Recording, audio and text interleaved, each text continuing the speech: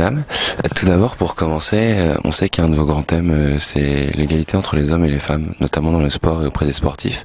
Les basketteuses nous ont beaucoup parlé de leur sous-médiatisation alors qu'elles ont été championnes d'Europe en 2009 et regretter qu'aux Jeux Olympiques, même si elles font une performance, elles savent très bien qu'on parlera avant tout des garçons. Comment vous comptez, dans les semaines, les mois et les années qui viennent, essayer de changer ça dans le monde du sport français? C'est vrai que pour moi, la parité dans le sport a toujours été un combat que j'ai voulu mener.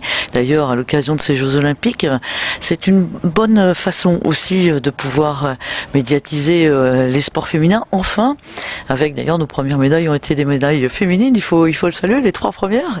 Et c'est vrai que pour le basket, moi je l'avais dénoncé pour le handball, on a un vrai retard de médiatisation. Et pourtant, quand elles sont au rendez-vous, je peux vous assurer qu'elles font, comme on dit, des bons taux d'audience. Ça a été le cas avec le football féminin quand il s'est qualifié donc pour ces Jeux Olympiques au moment du championnat du monde.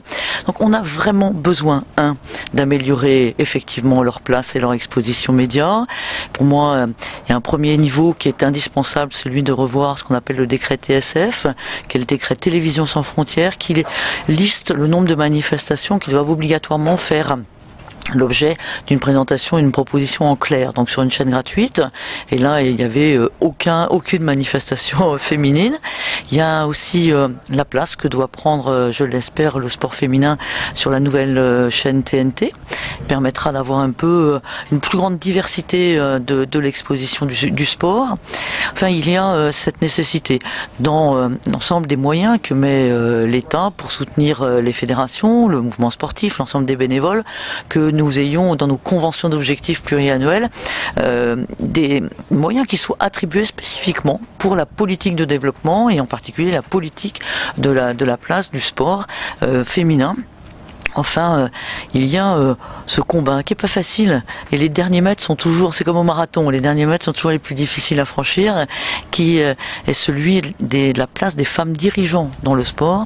Sur 120 fédérations olympiques et non olympiques, on avait moins de 10 présidentes de fédérations. On a une seule femme aujourd'hui, directrice technique nationale en cyclisme, et on a un peu plus de femmes maintenant dans les clubs, mais on s'aperçoit que plus on monte dans la hiérarchie des responsabilités fédérales, et moins on trouve dans les bureaux exécutifs, dans les directoires de place. Donc c'est à tous ces niveaux-là qu'il faut travailler, qu'il faut sans relâche placer ce qui est extraordinaire. On le voit ici aux Jeux Olympiques, la place des femmes dans le sport.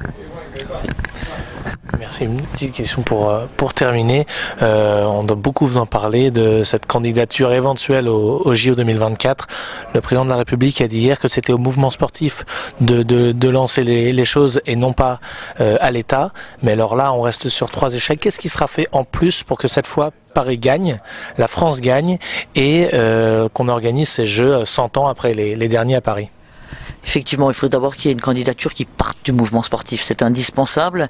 Il faut aussi qu'on analyse les raisons de cet échec, ces 3 échecs. C'est pour ça qu'on a demandé avec le CNOSF toute une étude sur un peu de stratégie sur lesquelles nous n'avons visiblement pas été bons les 3 dernières fois.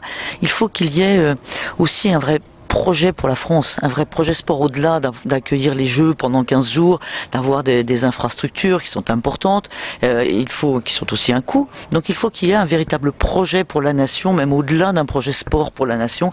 Ça, c'est indispensable. Puis il y a une règle aussi qui nécessite qu'on soit attentif au calendrier, puisqu'il y a toujours une alternance des continents et qu'en fonction du résultat en septembre 2013 pour les Jeux de 2020, il faudra se positionner s'il y a un résultat favorable pour l'Europe en 2020 ou si c'est pas un résultat favorable pour l'Europe en 2020, à ce moment-là il y aura un créneau 2024, mais le créneau sera peut-être après. Donc il faut que ça parte du mouvement sportif, il faut que ça soit une candidature qui ait une véritable générosité, une véritable impulsion pour le pays, et il faut qu'il y ait le bon créneau en matière de calendrier.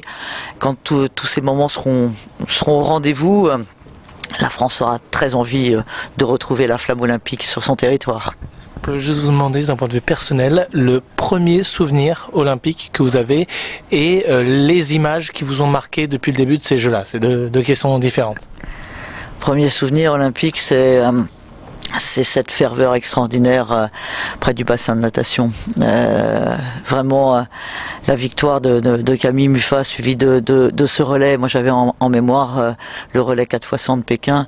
Et quand on voit ce magnifique podium avec la France entourée des États-Unis et de la Russie sur ce relais 4x100, oui, c'est cette image que je veux retenir. Et puis la deuxième, c'est cette ambiance des équipes de France, de ce public, cette ferveur ici à Londres, derrière ces équipes nationales.